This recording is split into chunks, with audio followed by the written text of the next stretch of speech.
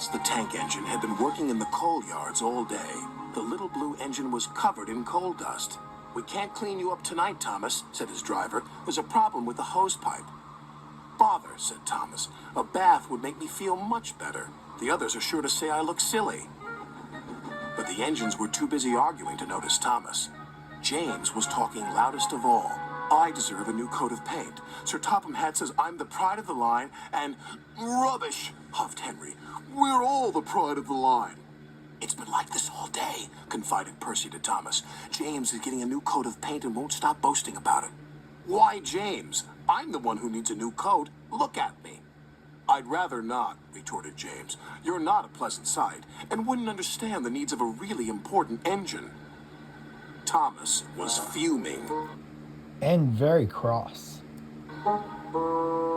Next morning, as James was being repainted, Henry had an accident. "If you can't push cars properly, Henry, why not talk to a tree instead?" Especially Owl's treehouse from the May Adventures of Winnie the Pooh. "You know how much you like the forest." "As a matter of fact, Bossy Boiler, Sir Topham Hatt is inspecting the island for trees that are too close to the line. He's worried they might cause trouble." "Ha!" laughed James. "If I came upon a tree, I'd just push it aside." "Really?" Henry replied. Soon James was showing off his paintwork. "Make way for an important engine." "You wouldn't feel important if one of those trees crashed on you. You'd feel hurt," reproached Percy. "No, I wouldn't," says James. "Rubbish." "It wouldn't dare." "You should be careful, James. Trees can be just as powerful as engines," advised Terence. "Oh, please." "Now, excuse me, Sir Topham Hatt needs me to pull the express." And he huffed away.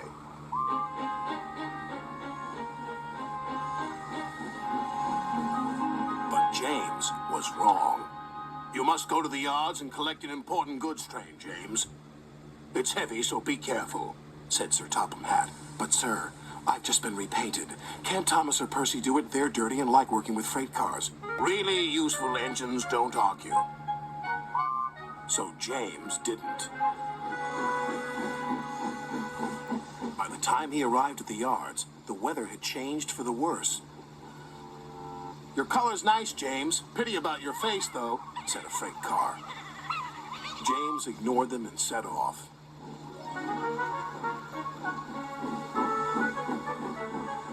Soon they came to a hill, and his driver knew they were in for a difficult time. And it was a blustery day. That there was Owl's treehouse. That it was blowing out.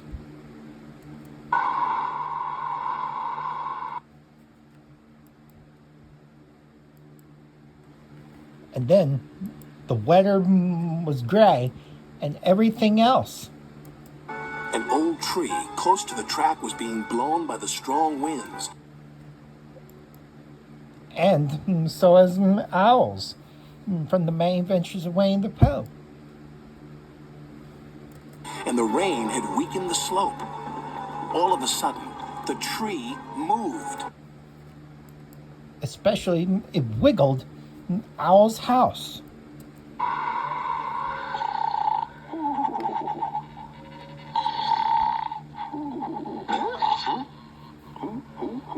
Who is it?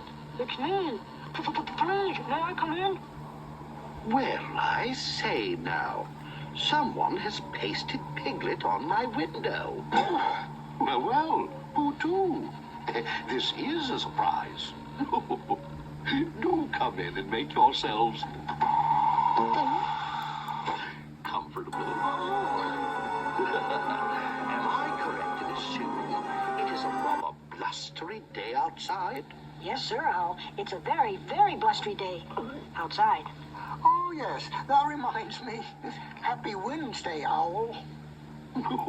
My good fellow, I wouldn't go so far as to call it a Wednesday. Just a gentle spring zephyr. Excuse me, Owl, but is there honey in that pot? Oh, yes, of course. Help yourself. Now, as I was saying, this is just a mild spring zephyr compared to the big wind of 67. Or was it 76? Oh, well, no matter. Oh, I remember the big blow well. Oh no, cried James. I'm sure Al's house is getting wiggly. James was fuming, especially when Al's house was getting wiggled. And then suddenly he brakes with his driver, and suddenly he fumed. I remember this one, too. It was the year my Aunt Clara went to visit her cousin. Now, her cousin was not only gifted on the glockenspiel, but being a screech owl, also sang soprano in the London Opera.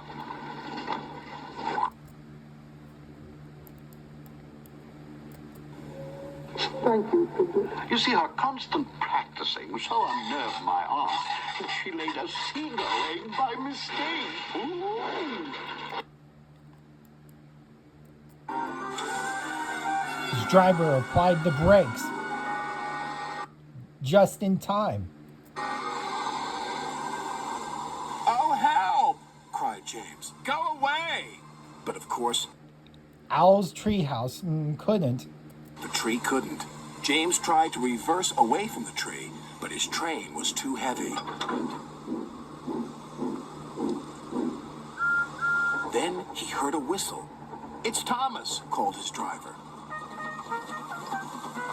James felt embarrassed and worried that Thomas would laugh at him, but Thomas didn't. He knew this was no time for teasing. Beep, beep. I'm ready, whistled Thomas. So am I, replied James. As ready as I'll ever be. They were just in time.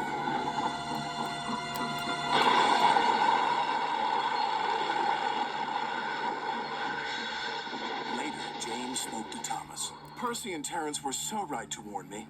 Thank you for rescuing me, Thomas. Oh, that's all right. We engines must pull together, whatever the weather. Just then, Edward bustled in. Sir Topham Hatt thinks you're both brave engines. Thomas, you're going to have a new coat of paint. And James, Sir Topham Hatt says that tomorrow you'll pull the Special Express. Thank you, Edward, says James. I'm appreciative about that.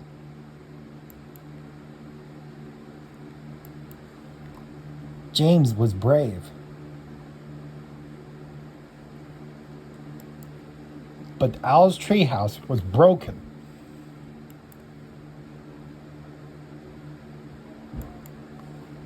James wasn't happy to see how Owl's treehouse was broken, so there was trouble. Oh, dear. Oh, dear. Well, I say now, someone has... Pooh, did you do that? I don't think so. No, not me, Owl. Not me at all, says James. James just fumed. As soon as Christopher Robin heard of the disaster, he hurried to the scene of Owl's misfortune.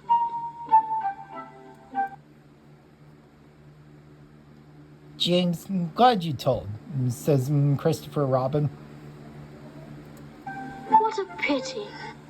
Oh, I don't think we will ever be able to fix it. I'm sure that's bad news, Christopher Robin. It's time to switch away, says James. If you ask me, when a house looks like that, it's time to find another one. That's a very good idea, Eeyore. Might take a day or two, but I'll find a new one.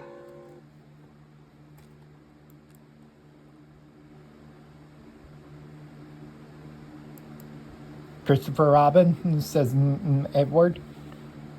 Would you be great if we take the lead for the new house?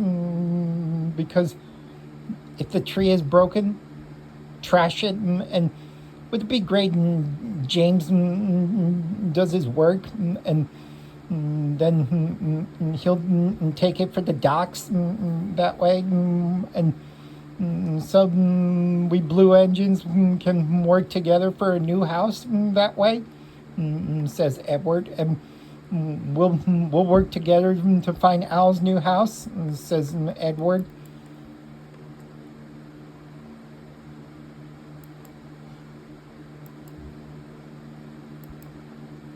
Great idea, Edward, says Christopher Robin.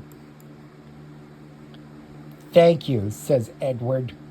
I'm really appreciative about that.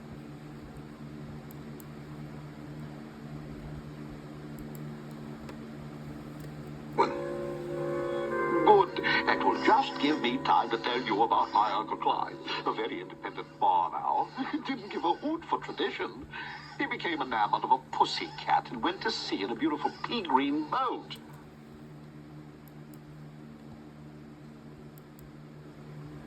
Thomas was proud to see how James wants to do his work.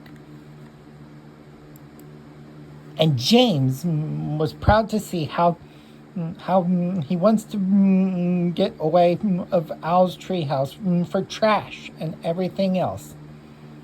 And everyone was proud to see how everyone wants to get to work for tomorrow.